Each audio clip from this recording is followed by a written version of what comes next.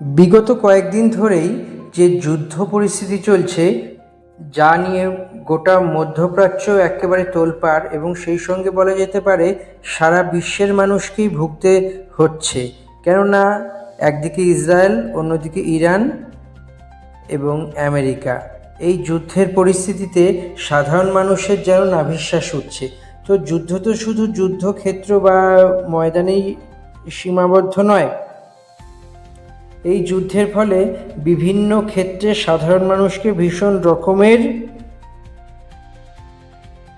সমস্যায় পড়তে হচ্ছে, এবং এই সমস্যার জন্যই নিত্য প্রয়োজনীয় জিনিসপত্রের দাম ব্যাপক পরিমাণে বাড়ছে। পেট্রোল থেকে ডিজেল, রান্নার গ্যাস এবং তার সঙ্গে শুরু করে সিএনজি, পিএনজি ইত্যাদির দাম আকাশ ছুঁয়েছে। মার্কিন যুক্তরাষ্ট্র অর্থাৎ আমেরিকা এবং ইসরায়েলের ইরানে হামলার পরই শুরু হয়েছে সংঘাত এবং বদলার পালা। কিন্তু সেই সংঘাত, এই বদলা কি কোনো রকমভাবে সাধারণ মানুষকে স্বস্তিতে থাকতে দিচ্ছে? না, সাধারণ মানুষের রান্নাঘর পর্যন্ত পৌঁছে গেছে। কেন মধ্যপ্রাচ্যে বাড়তে থাকা উত্তেজনার কারণে বিশ্বজুড়ে এলপিজি সরবরাহের জন্য একটি চাপের পরিস্থিতি তৈরি হয়েছে। ভারত তার প্রয়োজনের বড় অংশই আমদানি করার ফলে সরবরাহের পথে বাধা তৈরি হওয়ায় বাজারও চাপ বাড়ছে বাজারে। এর ফলে এর প্রভাব পড়ছে হোটেল রেস্তোরাঁ শিল্পে, যেখানে প্রতিদিন বিপুল পরিমাণ গ্যাস ব্যবহৃত হয় বা অনেক সংখ্যক গ্যাসের সিলিন্ডার ব্যবহৃত হয়। দেশের বিভিন্ন ছোট বড় শহরের রেস্তোরাঁ মালিকদের দাবি, গ্যাসের যোগান আগের তুলনায় অনেক কমে গেছে। যে গ্যাস পাওয়া যাচ্ছে তারও দাম অনেক বেশি। এর ফলেই রান্না ঘরের কাজের গতি কমে গেছে। অর্থাৎ যে রেস্তোরাঁ হোটেলে রান্নাবান্নার হতো এবং খাবার পরিবেশন করা হতো, সেই সমস্ত হোটেলে রান্নাবান্নার কোনো রকমই এখন সেই বিষয়ই নয়। যে এবার দেখতে পাওয়া যাচ্ছে যে গ্যাসের দাম বাড়ার সঙ্গে সঙ্গে রেস্তোরাঁর মধ্যে মেনুতে পরিবর্তন হয়েছে। যেসব খাবার রান্নার গ্যাস করতে বেশি লাগে, যেমন ভাজাভুজি বা দীর্ঘ সময় ধরে করা রান্না, সেই পদগুলি কমিয়ে দেওয়া হয়েছে এবং কোথাও বা নির্দিষ্ট পরিমাণে এমন সব পদ তৈরি করা হচ্ছে বা এমন সমস্ত পদ নিয়ে আসা হচ্ছে যেইগুলি সাধারণত খুব কমই লাগে রান্নার গ্যাসের জ্বালানি বা গ্যাসের জন্য প্রয়োজন নির্ভর করে থাকে, এবং জ্বালানির ক্ষেত্রে অনেক কম পরিমাণে লাগে। এদিকে বাণিজ্যিক এলপিজির দামও দ্রুত বাড়ছে। কয়েকদিন আগেও সিলিন্ডারের যে দাম ছিল, বাণিজ্যিক সিলিন্ডারের দাম ছিল 1750 টাকা, সেটি এখন হয়েছে 1950 টাকা। সরাসরি সেটি বেড়েছে সিলিন্ডার প্রতি 200 টাকা।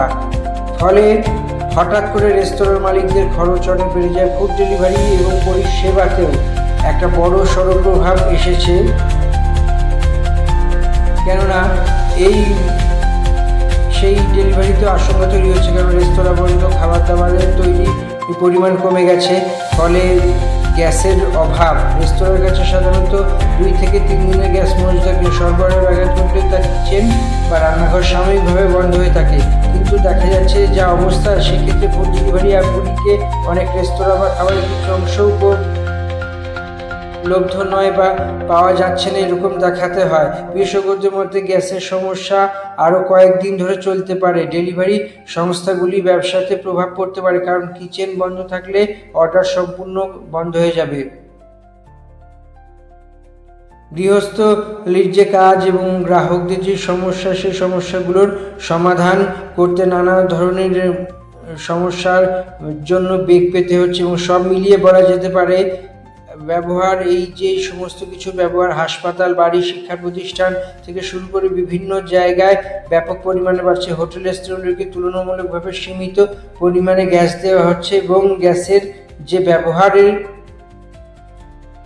সময়সীমা, সেগুলো ওর মধ্যেও অন্তর রাখা হচ্ছে। শিল্প সংগঠনগুলির দাবি, ইতিমধ্যে কয়েকটি শহরে হোটেল ও রেস্তোরাঁ বন্ধ হয়ে গেছে। পরিস্থিতি দ্রুত উন্নতি না হলে আগামী দিনে এই সংখ্যা আরও বাড়তে থাকবে, এবং এই অবস্থায় অনেকেরই বাইরে খাওয়া দাওয়ার বদলে বাড়িতে রান্না করার প্রবণতা বাড়তে পারে বলেই মনে করা হচ্ছে। তবে পুরোপুরি ব্যাপারটাই নির্ভর করছে মানুষের উপর। সাধারণ মানুষের যে সমস্যা হচ্ছে, সেই সমস্যার সমাধান বা সুরাহা কীভাবে হবে। শুধু এখানেই তো শেষ নয়। শুধু রান্নার গ্যাসের এই আকাল দেখা দিয়েছে তাই না, পেট্রোপণ্য অর্থাৎ পেট্রোল ও ডিজেল এই সমস্ত জিনিসপত্রের দামও ক্রমে বাড়ছে। এর ফলে বাস, অটো সহ যে সমস্ত যানবাহনের মধ্যে দিয়ে মাধ্যমে মানুষ নিজেদের গন্তব্যস্থলে প্রতিদিন পৌঁছানো, সেই সমস্ত কিছুরও ভাড়া বাড়তে থাকে। এবং একই সঙ্গে দেখতে পাওয়া যায় যে এই রকম নানান সমস্যা, নানান রকমের অসুবিধার জন্যই ব্যবসা ক্ষেত্রে অনেক সমস্যা দেখা যাচ্ছে। এবং এই সমস্যার জন্যই যাতে আগামী দিনে আরও গুরুতর কোনো সমস্যা না হয়, সেই কারণে বিভিন্ন জায়গায় কলকাতা, মুম্বাই, দিল্লিতে বেশ কয়েকটি রেস্তোরাঁ বন্ধ হয়েছে। যদি পরিস্থিতির কোনো পরিবর্তন না থাকে, তাহলে বিশেষজ্ঞরা মনে করছেন আগামী কয়েকদিনের মধ্যে আরও ভয়ঙ্কর পরিস্থিতি হবে। কিন্তু কেন্দ্রীয় পেট্রোলিয়াম মন্ত্রী বারে এই কথাই জানিয়েছেন যে রান্না গ্যাসের যোগান যথেষ্ট পরিমাণে আছে, কেউ প্যানিক করবেন না বা কেউ আতঙ্কিত হবেন না।